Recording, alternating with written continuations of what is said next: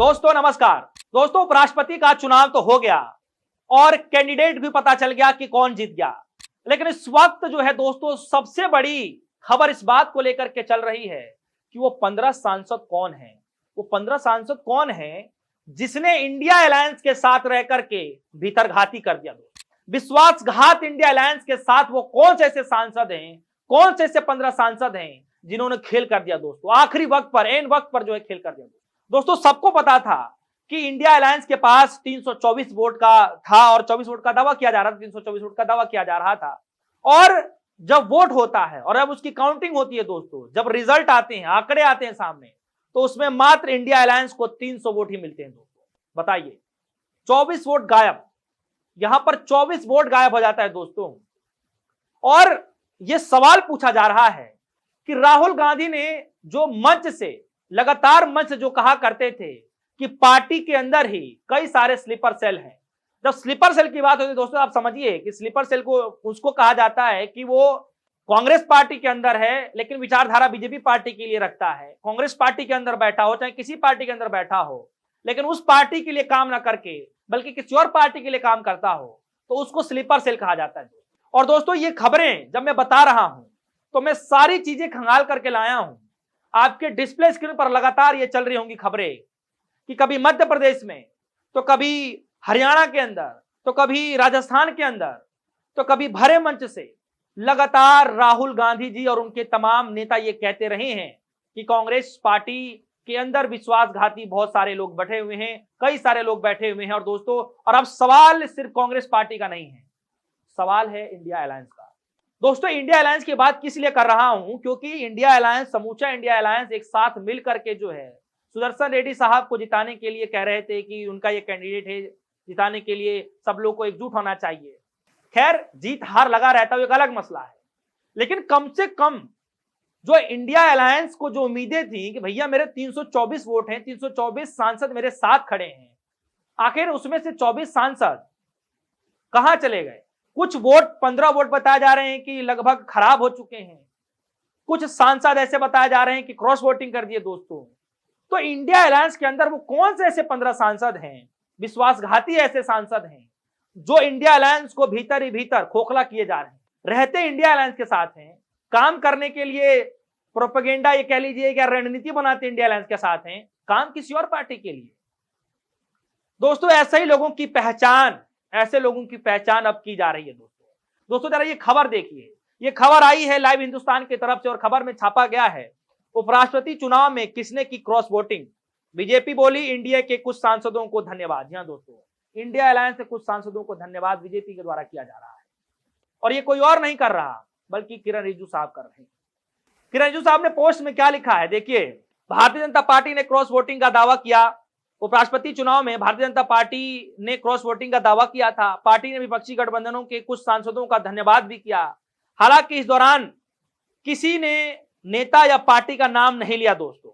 और दोस्तों किरण रिजिजू साहब ने पोस्ट में लिख रहे हैं कि उपराष्ट्रपति चुनाव में अंतरात्मा की आवाज सुनकर एनडीए उम्मीदवार सीपी राधाकृष्णन को वोट देने के लिए इंडिया अलायंस के कुछ सांसदों को विशेष धन्यवाद दे रहे हैं दोस्तों।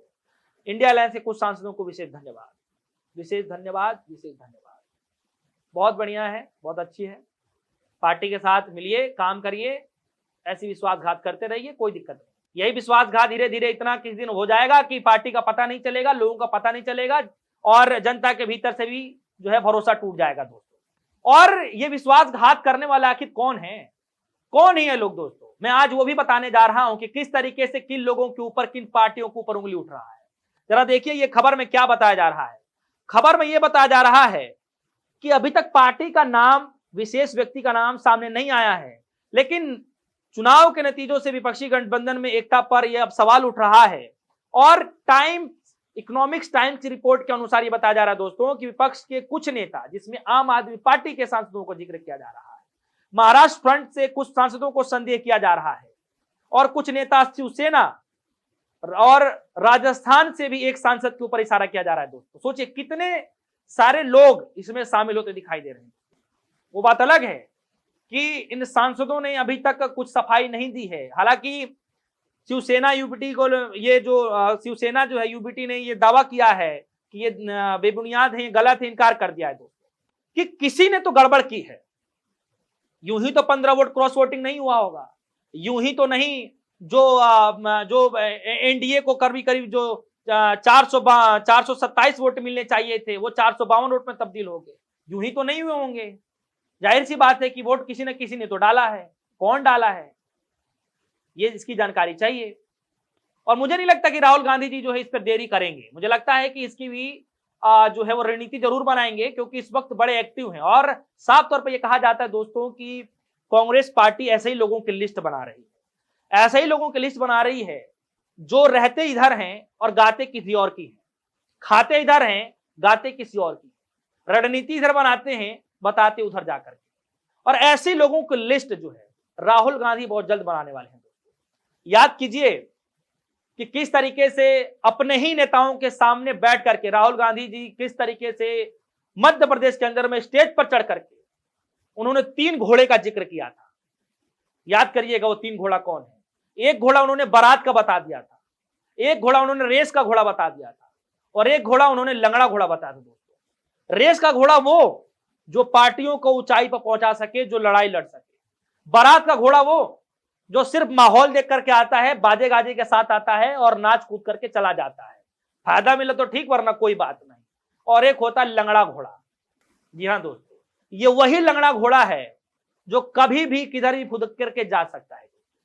और लंगड़ा घोड़ा इसलिए भी कहा जा रहा था कि बुजुर्ग जो पार्टी हैं, जो वो चल नहीं सकते, जो काम नहीं कर सकते, जो नेता हैं और वो ख्याल रखते हैं इधर का, विचार रखते हैं उधर का, उनको लेकर के लंगड़ा घोड़ा कहा गया था दोस्तों। खैर, अब यह सवाल उठ रहा है दोस्तों कि कौन विश्वासघाती है, भीतर घाती आखिर कौन है जिसने इतना बड़ा धोखा दे दिया, वो भी इंडिया अलायंस के साथ दोस्तों। अरे सबको पता था कि इंडिया अलायंस का कैंडिडेट नहीं जीत सकता है, लेकिन किरकिरी इस बात को लेकर के थी कि अगर क्रॉस वोटिंग होती है तो पूरी गुजरात लॉबी पर यह सवालिया निशान उठ खड़ा होता कि नेतृत्व कमजोर हो रहा है। और इस बात को लेकर के बीजेपी पार्टी अब खुशी मना रही है कि इंडिया अलायंस के कुछ सांसदों को तोड़ लिया। बहुत बहुत धन्यवाद दिया जा रहा है बीजेपी पार्टी की तरफ से दोस्तों। अब ऐसे हालात में दोस्तों इंडिया का जो एनडीए के जो कैंडिडेट है वो जीत गए हैं, और उसको लेकर के लगातार लोग अपनी राय रख रहे हैं। और ऐसे में वरिष्ठ पत्रकार हैं केपी मलिक जी, वो क्या कह रहे हैं इस क्रॉस वोटिंग को लेकर के, भीतर घातियों को लेकर के वो क्या कह रहे हैं, जरा देखिए। अवैध और क्रॉस वोटिंग नादानी या सियासी चाल, ये सवाल पूछ रहे हैं। चुनाव से एक दिन पहले 8-9 घंटे की ट्रेनिंग के बाद भी 15 वोट अवैध मिले तो सवाल बनता है कि यह गलती थी या जानबूझकर राजनीति रणनीति। जी हाँ दोस्तों, जैसे कि मैंने पहले ही कहा आपसे, मैंने कई सारे वीडियो में बताया आपको कि लोगों को ट्रेनिंग दी जा रही है, बहुत सारी चीजें हो रही हैं। और जाहिर सी बात है जब आदमी कोई परीक्षा देने जाता है, चाहे कुछ भी होता है, तो आदमी पहले प्रैक्टिस कर लेता है। यार यहाँ पे तो वोट की खैर बात थी, तो वोटों की प्रैक्टिस होने के बावजूद भी अगर वोट खराब भी हो रहे हैं तो ये बड़ा एक जो है संशय पैदा होता है कि आखिर ऐसा क्या हो रहा है कि भैया इतने प्रैक्टिस के बाद भी 15 वोट खराब हो जा रहे हैं, इतनी ट्रेनिंग के बाद भी। और वोट क्रॉसिंग करने वाले 15 क्रांतिकारी सांसद वो कौन हैं, और वो 14 सांसदों ने मतदान में हिस्सा नहीं लिया दोस्तों। यानी ये कह रहे हैं कि वो क्रांतिकारी सांसद कौन हैं जिन्होंने 15 जो है वोट को जो है क्रॉस वोटिंग में तब्दील कर दिया, जबकि 14 सांसदों ने तो मतदान में हिस्सा ही नहीं लिया दोस्तों। क्या इन 15 को अमान्य, 14 को गैरहाजिर रहने और क्रॉस वोटिंग से लोकतंत्र के मंदिर संसद में जवाबदेही का असर गिर रहा है? यह घटना न सिर्फ चुनावी आंकड़े बल्कि संवैधानिक मर्यादाओं, पारदर्शिता और जवाबदेही की कसौटी पर लोकसभा और राज्यसभा के सांसदों की गंभीरता को बेनकाब करती है। यानी करीब 3 दर्जन सांसद बागी हैं। 3 दर्जन क्यों कह रहे हैं? क्योंकि 14 सांसदों ने वोट नहीं दिया, हिस्सा ही नहीं लिया। 15 सांसदों ने जो है क्रॉस वोटिंग ही कर दी दोस्तों। कौन है वो बागी? और यही सवाल पूछा जा रहा है।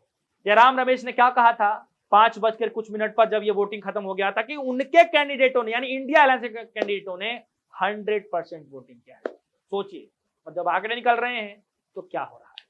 आप सभी को क्या लगता है कि पार्टी इंडिया अलायंस के अंदर वो भीतरघाती कौन हो सकते हैं? अगर आपके मन में भी कोई सवाल है, अगर आपको भी वो चेहरा समझ में आ रहा है कोई कुछ, तो कमेंट जरूर करिएगा, अपनी राय जरूर रखिएगा। फिलहाल के लिए दीजिए इजाजत। धन्यवाद।